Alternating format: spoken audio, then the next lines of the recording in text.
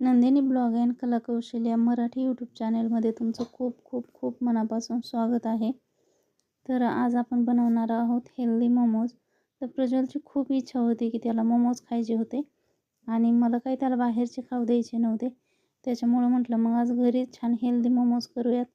तर इथे मी कोबी कट करून घेतला एकदम बारीक चॉपरमध्ये, गाजर कट करून घेतलं आहे, त्याच्यासोबत शिमला मिरची कट करून घेतली एकदम छान बारीक, आणि त्याचसोबत बीटरूट पण बारीक कट करून घेतले.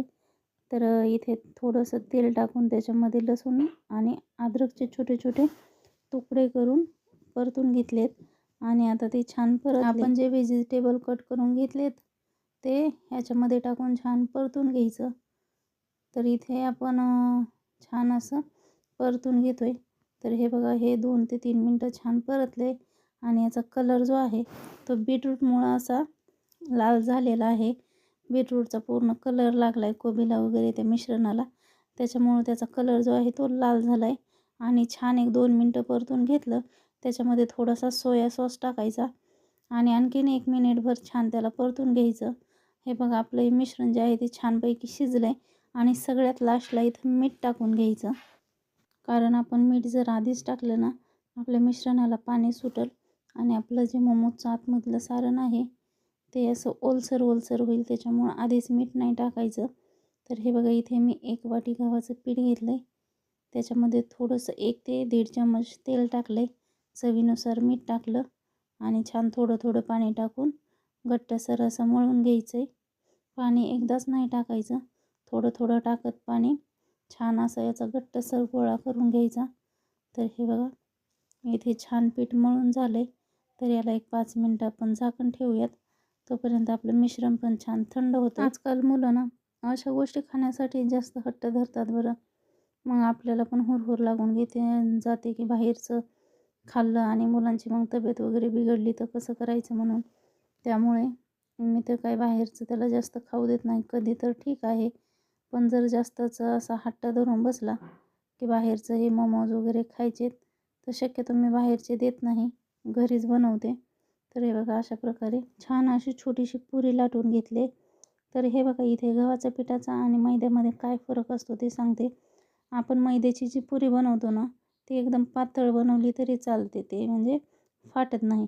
तर आपण इथं गव्हाच्या पिठाची जर बनवतो ना तर ती थोडीशी जाड ठेवावी लागते. जास्त पातळ जर करायला गेलं ना तर ती लगेच फाटते. त्याच्यामुळं इथं थोडीशी आपण पुरीपेक्षा थोडीशी पातळ लाटायची, म्हणजे जास्त पातळ नाही लाटून घ्यायची. जी लाटी आपण बनवणार आहोत मोमोजसाठी ती थोडीशी जाडच ठेवायची, म्हणजे नंतर स्टीम झाल्याच्या नंतर एकदम व्यवस्थित खायला पण मस्त लागते आणि आपलं जे सारण आहे ते पण बाहेर येणार नाही. त्याच्यामुळं थोडीशी जाडसरच लाटून घ्यायची.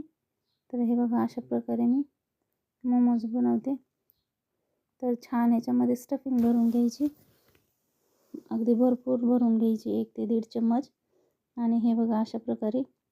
तर एक साईडनं कळ्या टाकायच्या आणि एक साईडनं प्लेनच दाबून घ्यायचं.